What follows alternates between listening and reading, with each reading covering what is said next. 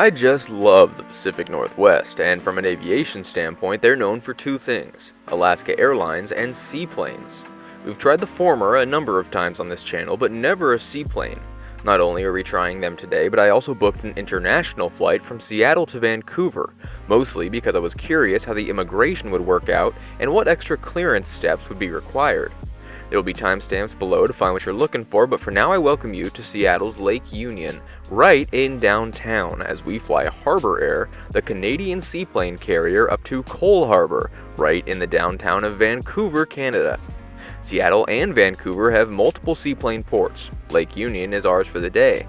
The main draw for Lake Union's aerodrome is that it's right in the city center. It's actually been a seaplane base since 1916 when William Boeing first flew here, but didn't get commercial services until 1946 when Kenmore Air began services. Kenmore Air being another major seaplane operator, but based in Washington. That being said, the frequent lakegoers have complained about safety with the aircraft. There's a common traffic advisory channel that can be monitored by boats and aircraft, plus lights and buoys have been added to warn of aircraft, although flights have continued to be cancelled due to these complaints. Harbour Air is the second largest seaplane airline in the world and based up in Canada.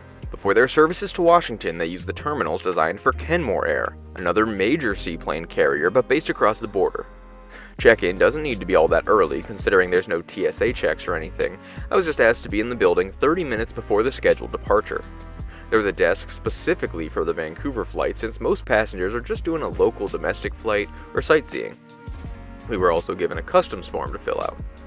The terminal's a nice space to hang out, however. There's a main waiting area with TV and fireplace, plus a fun outdoor deck that's probably better in the summer months. There's also a little office for the immigration for the flights coming in from Canada, and an immigration officer who pulled up his car just before the plane arrived.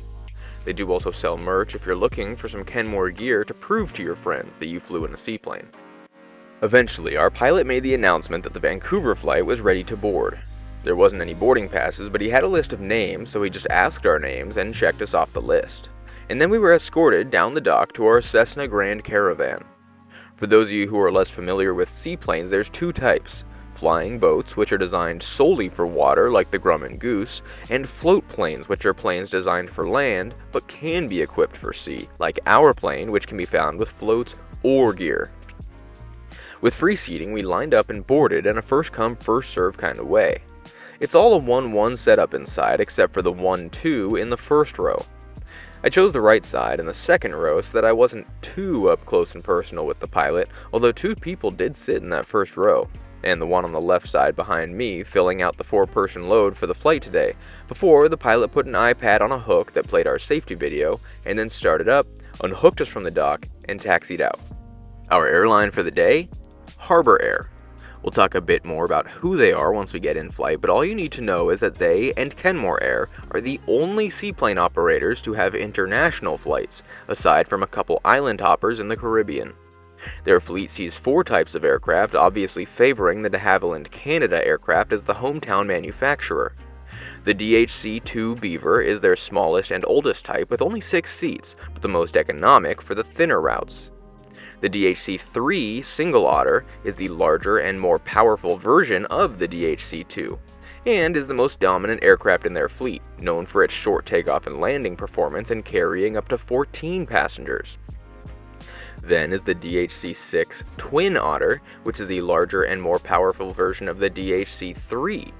Despite only having a few of these, they are the largest, fastest, and longest range aircraft in the fleet, but far less efficient than the DHC-3 considering it has double the amount of engines, so it's only used on routes where it's needed. They also recently added some Twin Otters with gear, the first wheeled flights of theirs for connections between Vancouver and Victoria, considering demand is so high and the seaplanes can only operate in daylight. Lastly is this plane, the Cessna Grand Caravan EX. There's only 2 of these, but they're the only IFR-equipped aircraft in the fleet and therefore only used on the Seattle and Tofino flights.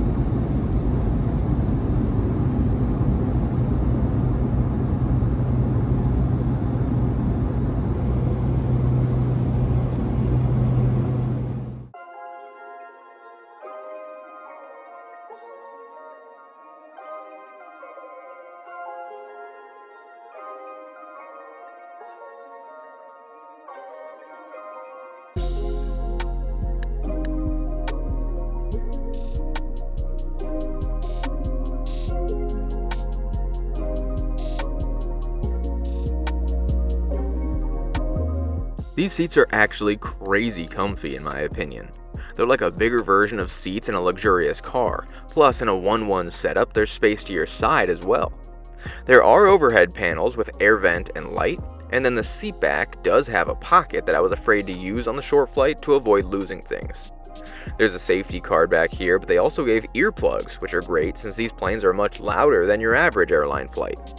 There are headset jacks for aviation headphones, although it appeared they were only being used on the sightseeing flights, at least out of Seattle. The legroom also isn't bad, especially considering that the flights are typically super short.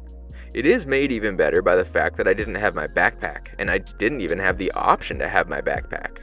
On boarding, they took all bags to place in the cargo hold, and gave us a flotation device that had to be worn the whole time.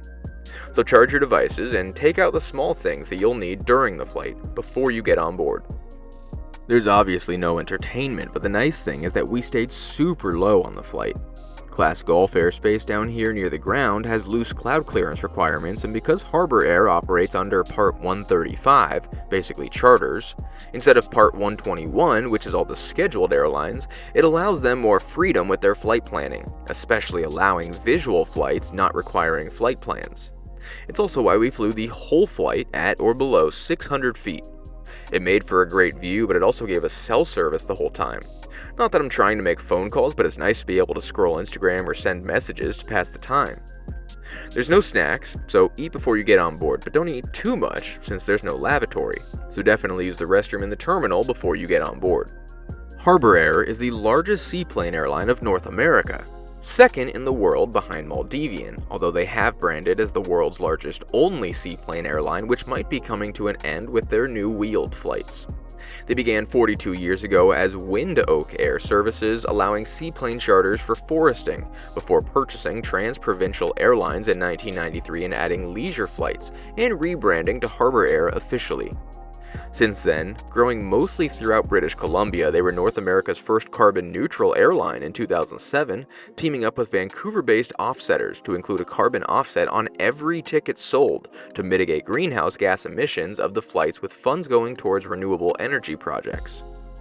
And with their successes, they opened a subsidiary in Malta for sightseeing and Gozo flights.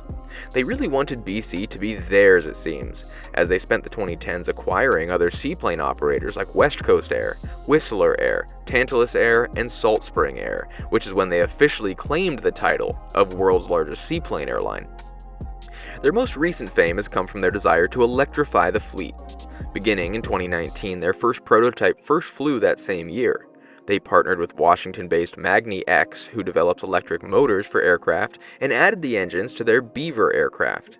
Initially, with a 30-minute range, the Magni 500 engine doubled that time, with the main problem now being the lack of regulation around electric aircraft, something dealt with by other companies as well, like the unmanned air taxi industry growing near me. So Magni and Harbour Air are still awaiting certification from the FAA, Transport Canada, and the EASA. Although the goal is to launch the electric flights for tours in 2026, once they figure out how to keep the batteries from overheating with many short, repetitive flights.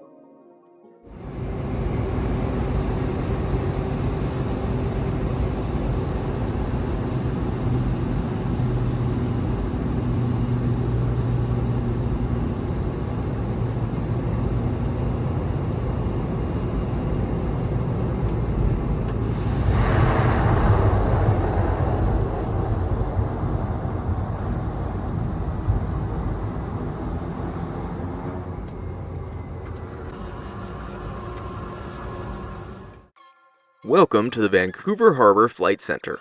This is one of two hubs of Harbour Air. The other one is actually a port directly at the main Vancouver airport, which is great for connecting journeys. Vancouver Harbour has been a seaplane base since 2011 and is now Canada's busiest seaport and British Columbia's 8th busiest aerodrome with roughly 60,000 annual flights. They do have a control tower, actually Canada's only seaport with a control tower, and also the highest control tower in the world, as it's on top of an existing building. And it even has instrument approaches, although many aircraft are not IFR equipped. Hunting down unique aviation experiences is just too much fun.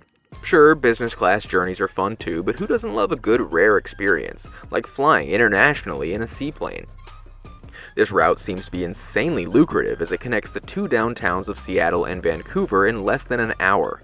These two towns are two peas in a pod, and the alternative is an all-day drive or the flight from Seattle to Vancouver's main airports, with each one being about 30 minutes from downtown, adding an hour of driving, 10 to 15 minutes for security, and the need of showing up at least an hour before departure. That's at least 2.5 hours more if you're trying to get from downtown to downtown. On the other side, I get that small planes, and especially seaplanes, aren't for everyone. Being able to show up 30 minutes before your flight is great. The lack of security saves even more time, plus it allows you to bring your own refreshments on board. Not to mention that I cleared immigration in the snap of your fingers. And flying at 400 feet offers you some one-of-a-kind views of the stunning Pacific Northwest, San Juan Islands, and downtown Seattle or Vancouver, depending on which side of the aircraft you choose to sit on. Plus, if the engine fails, you just land in the water. I had a blast and would love to fly this way again, even if it's on another route. That's all for now. I'm here in Vancouver enjoying one of my favorite cities with some Timmies to go along with it. Let me know though, would you fly a seaplane airline? Or have you? Let me know below, and until next Sunday, safe travels. I will see y'all next time.